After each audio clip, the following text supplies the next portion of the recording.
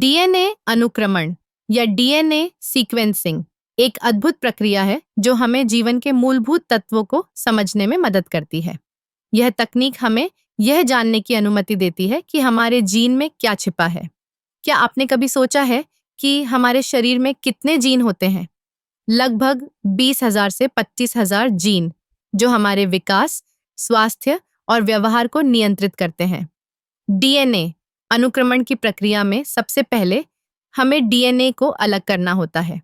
यह एक जटिल प्रक्रिया है जिसमें कोशिकाओं से डीएनए को निकालना और उसे शुद्ध करना शामिल है। इसके बाद हम अनुक्रमण तकनीकों का उपयोग करते हैं। इनमें से एक प्रमुख तकनीक है सेंट्रल डॉगमा। यह तकनीक हमें यह समझने में मदद करती है कि कैसे डीएनए से आरएनए बनता है और फिर आरएनए से प्रोटीन बनते हैं। आजकल सबसे लोकप्रिय अनुक्रमण विधियों में से एक है नेक्स्ट जनरेशन सीक्वेंसिंग या एनजी। यह तकनीक हमें एक बार में लाखों डीएनए अनुक्रमों को पढ़ने की अनुमति देती है।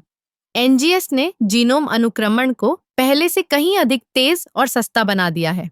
पहले एक जीनोम को अनुक्रमित करने में सालों लग जाते थे, लेकिन अब यह कुछ दिनों में संभव है।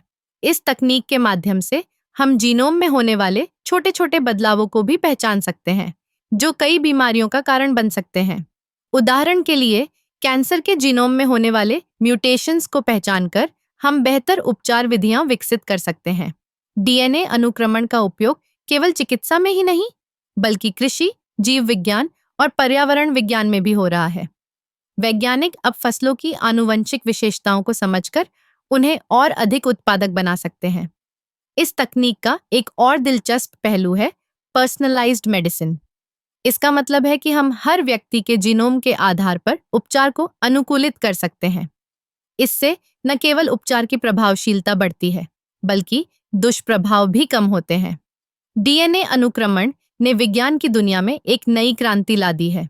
यह हमें न केवल अपने शरीर को समझने में मदद करता है, बल्कि यह हमें यह भी बताता है कि हम कौन हैं और हमारे पूर्वज कौन थे। यह एक ऐसा क्षेत्र है जो लगातार विकसित हो रहा है और भविष्य में और भी अधिक संभावनाएं लेकर आएगा।